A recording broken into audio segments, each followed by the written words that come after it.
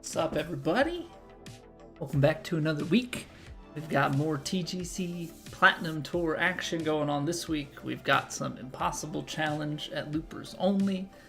We did have a new video drop for that. One of our best attempts, actually the best attempt that we've done thus far, but also just riddled with a roller coaster of emotions, some crazy bounces. Highly recommend if that is your cup of tea. Doctor, welcome back. You're starting the end of Act 2 in Baldur's Gate 3. Don't know if you're ready, but Merkel, here I come. So, Deuce Senor, I feel like I've talked about this before. Deuce Senor and I have been working through the campaign for Baldur's Gate 3 for like probably a year and a quarter, if not more at this point. And we're a little bit into Act 3. I feel like Deuce and I are being hard carried. I feel like at this point in the game, we don't really contribute much. Like, obviously we contribute little bits here and there, but Senor's played through it before, so he's doing a lot of the heavy lifting for us. Deuce and I, on the other hand, are mostly just getting killed on the regular. And so Senor has to drag us through. I won't talk about anything because it's ahead of where you're at, but yeah. I'm a bard, and I think these swings are hard. It's going great.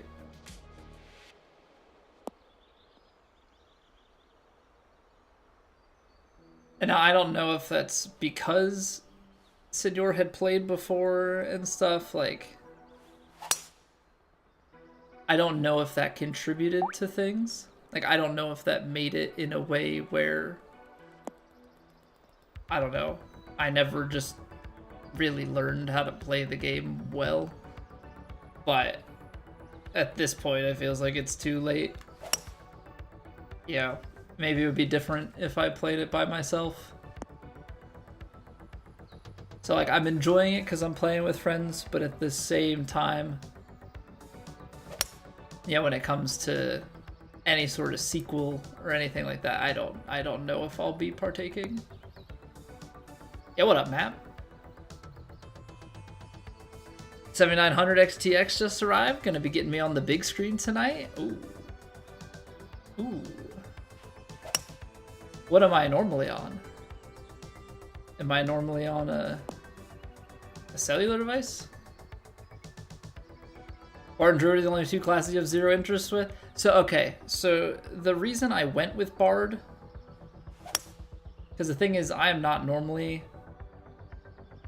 that sort of player, but I figured, because we didn't tell each other what we were gonna pick, right? We kind of drafted it very D&D style. So I did not want to be, yeah, where we had a group of just like all attack heavy people.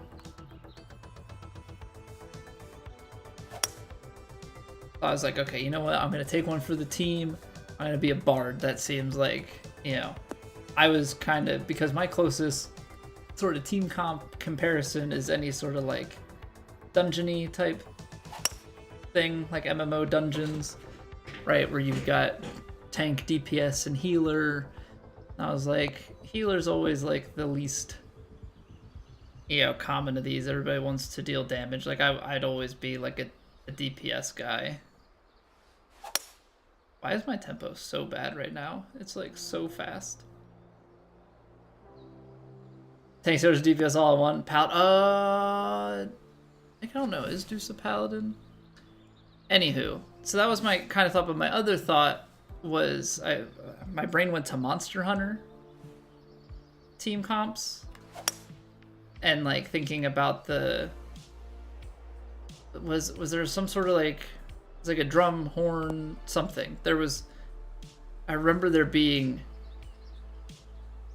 one of those characters that kind of just like does buffs all the time, and if you were good at it, yeah, it was very powerful. Hey, there's a perfect. And so that's, I think, more where my mind was going.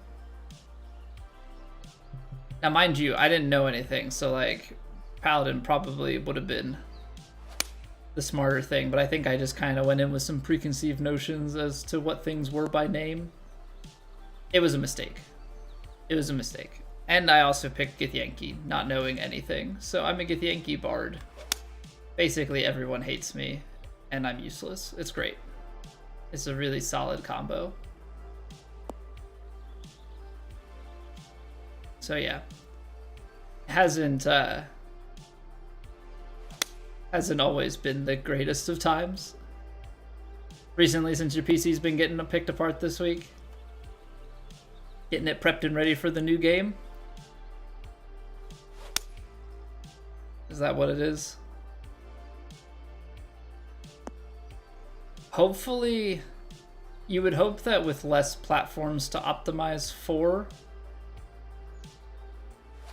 that the new game will run nicer on PC. Obviously, there's always just a concern that they're making the game with the expectation of better systems, because essentially you've got like a 3070. I mean, I know it's not actually a 3070, it's custom-ish hardware for PS5 and Xbox, but that's kind of what you're working with.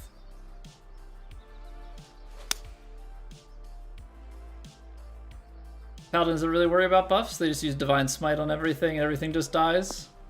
Heavy armor and Lay on Hands, which is the healing you mentioned. Level 12 Lay on Hands heals 48 HP per cast. You know, is that just common Paladin terminology? Because if I remember correctly from my Hearthstone days, there was a Lay on Hands card. But I guess something, I mean, Hearthstone is derived from Warcraft. And I would imagine that Warcraft probably has its roots in D&D, right? I mean, I'm just kind of speculating on that, but it wouldn't really surprise me if that's how it all came together.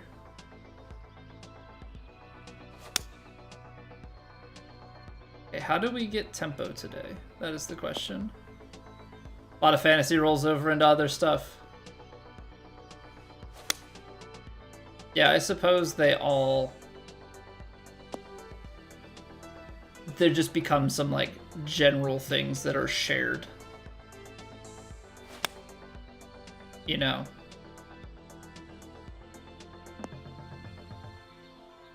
You think across the board with certain things like dwarves and orcs and a lot of these fantasy things, they behave very similarly, and then terminology is also fairly shared. Elf, you probably think of a young looking pointy here. Yeah, like, well, that's how you're able to get these different things like Lord of the Rings and just different big fantasy pieces that all have shared like races and classes and things, and it's just maybe some slightly different implementations, but a lot of concepts are very similar. It just ultimately comes down to storylines that are written around everything. Hey, what up, Lindsay? How we doing tonight?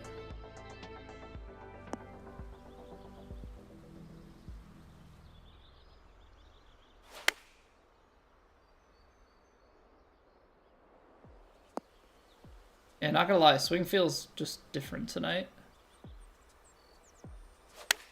Like, I am swinging so fast, like, with such ease. It's a really weird... I'm doing good, Lindsay, other than, like, it feels like it's the easiest thing in the world for me to swing like this. Yeah, Dixon, we're trying to get it dialed in. I don't know what's up.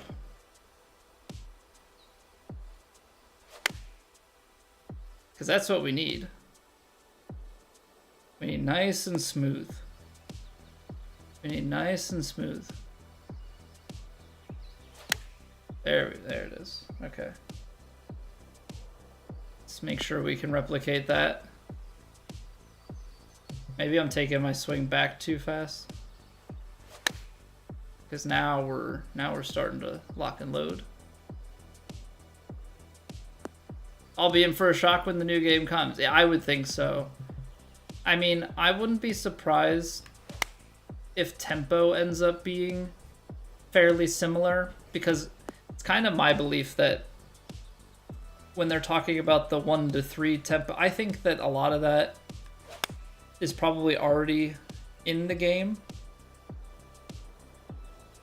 But I do appreciate, I mean, I think the swing is probably a little bit different, right? Backswing probably does actually mean more in the new game than it does now.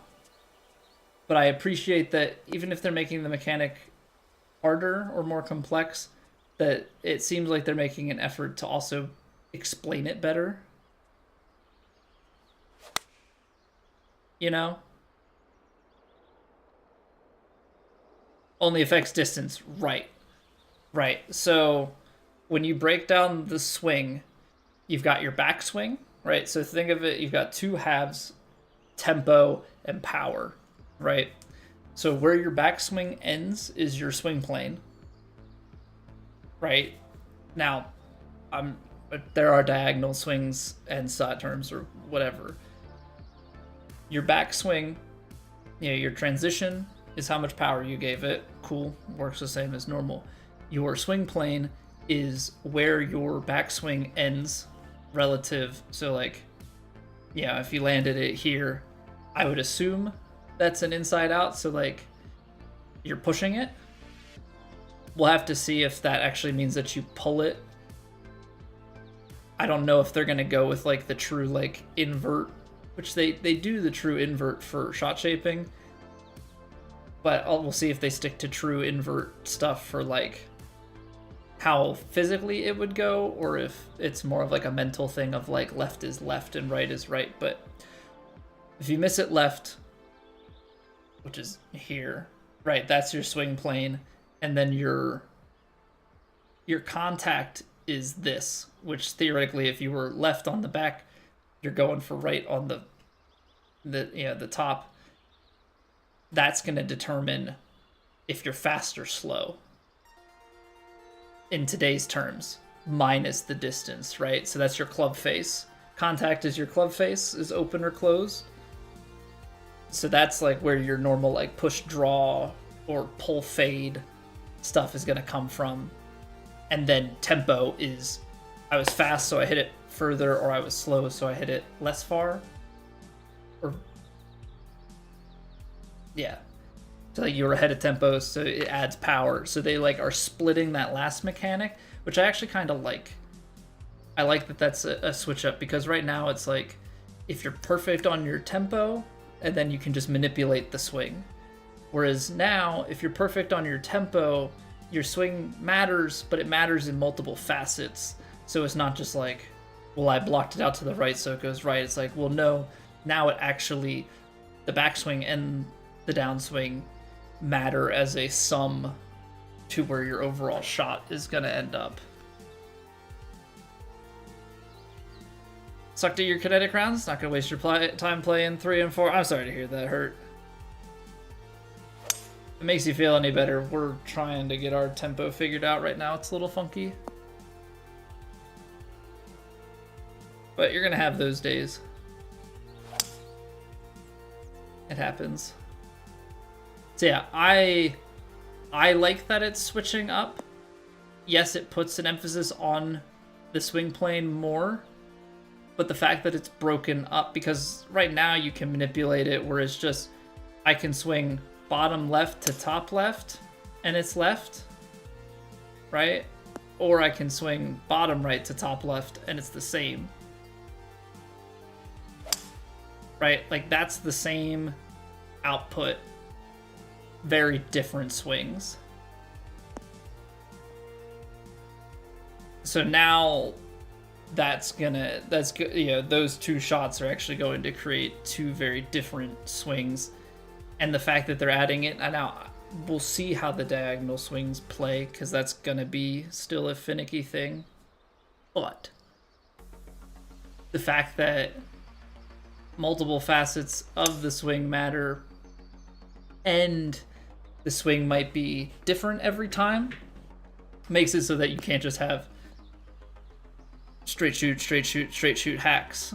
Maybe you can on lower difficulties, but as that swing lies, stuff comes in, swing biases and everything. Because from what I understand, the way I read it after reading it over a few times, because I didn't quite understand it when I did the video, like first reaction, each shot type and each club has a bias and they give percentages. So like driver is 100%, wood was 90.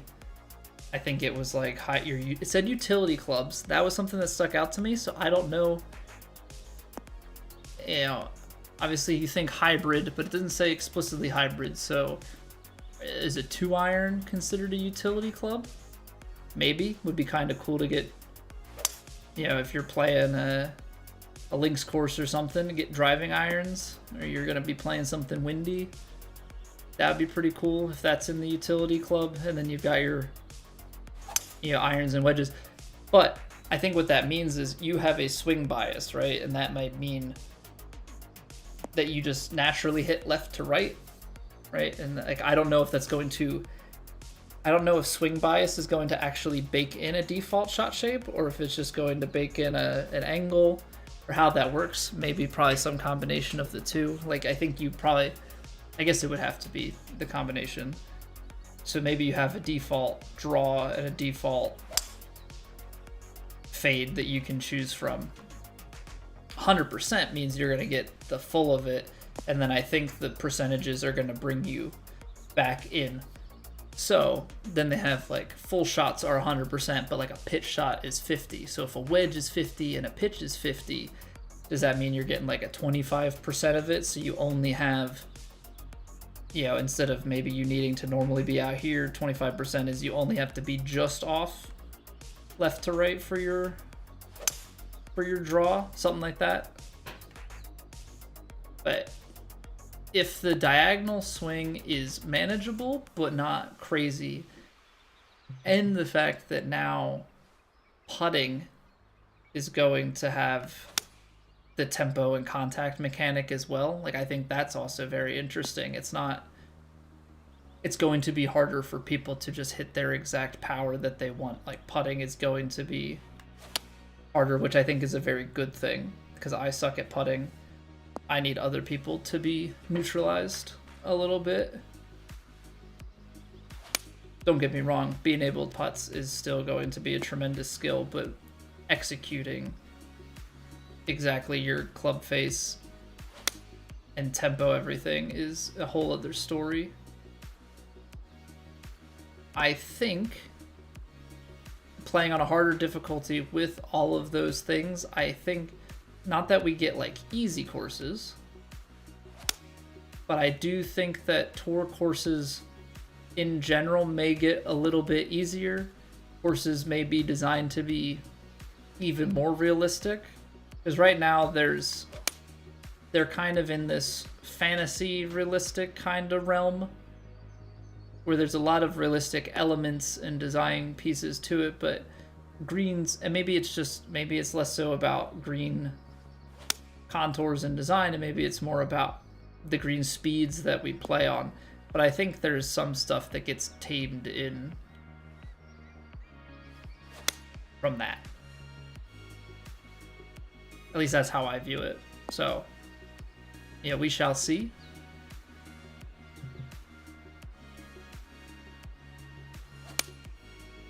All right, let's go play around. Swing's feeling a little bit better. I just have to be mentally cognizant of not swinging fast, like really being not lax, but a lot more intentionally, I guess, slower with backswing and downswing. Just nice and smooth, like focus on a smooth tempo. But I'm looking forward to it. Obviously I want to be very good at the new game. Obviously the hope is to be able to learn and adapt faster than most, but I don't think that that's quite realistic.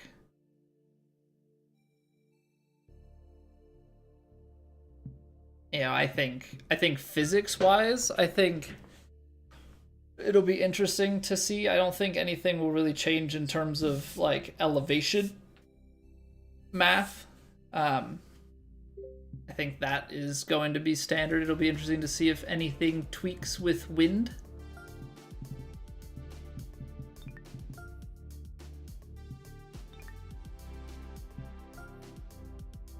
It'll be interesting to see if anything tweaks with wind, what we can learn about lies, because if you do get an indicator of how you have to swing because of the lie, even if you take away lie grid, I think you would know how the lie plays, right? Because the game is basically telling you that. So I think that's an interesting little piece that comes with it.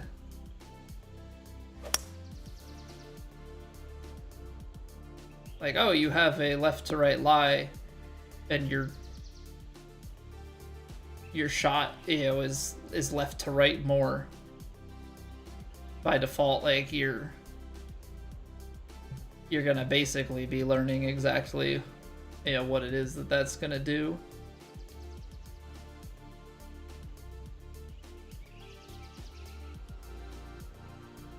All right, a little bit of loft on this guy.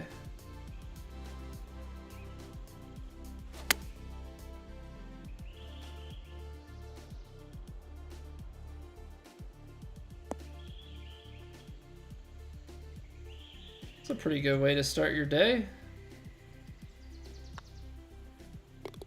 Also, just you know that the level of skill in Plat is where it is because they're playing the members version of Stillwater Point.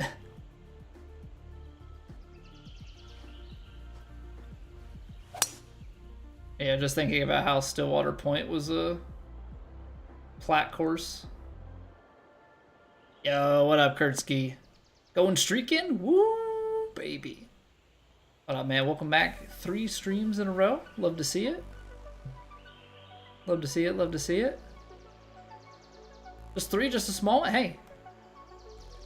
A streak's a streak.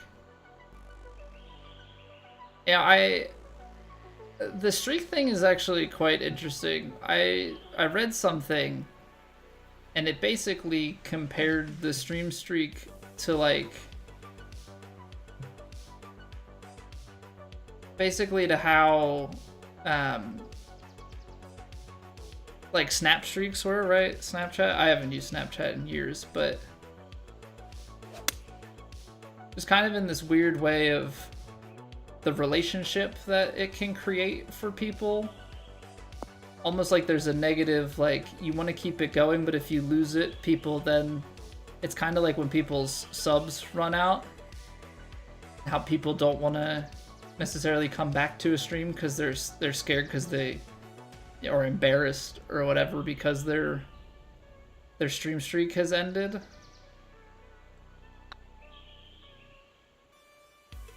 And like I understand it from Twitch's perspective, right? Like you're trying to get people to come back consistently and watch, and then in the hopes, you know, that they participate in the Twitch ecosystem and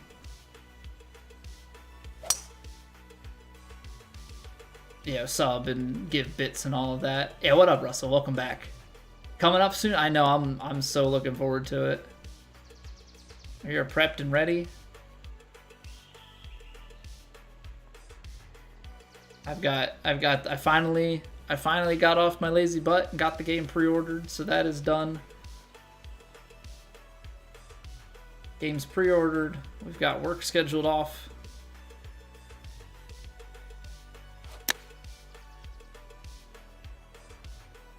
We are locked in and ready to go with it. Yeah, it's just an interesting, like, psychological thing because Twitch is trying to obviously push, but I feel like it's when that streak is broken, I think there's, you know, potential negatives that come with it. I did see one streamer had a solution to it that I thought was interesting. I don't know if it's actually worth implementing, but basically they had a mechanism, probably through a bot on their stream, where instead of it being a stream streak, people checked in And so I think it was like maybe like a one, yeah, like a small channel point redemption that was like a check-in, and then that counted in how many times you've checked in for the year.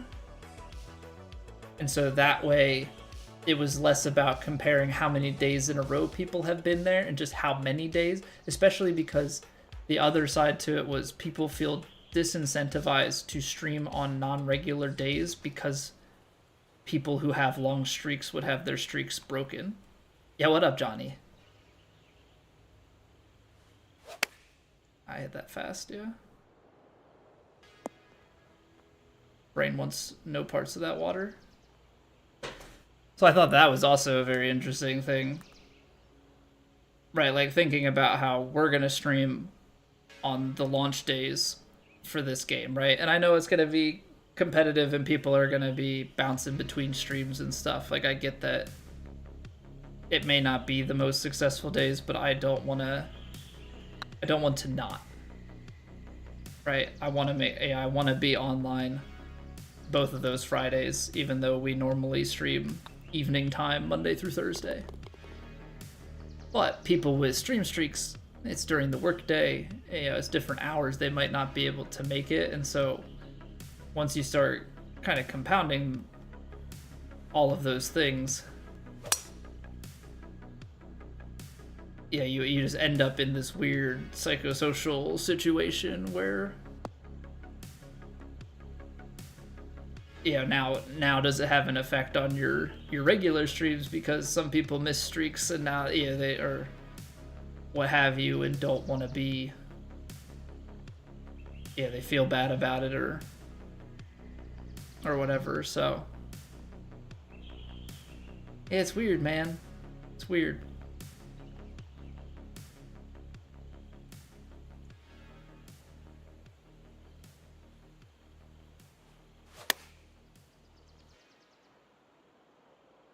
Anywho, I know that's a long-winded response for what was supposed to just be a small comment about a small streak, but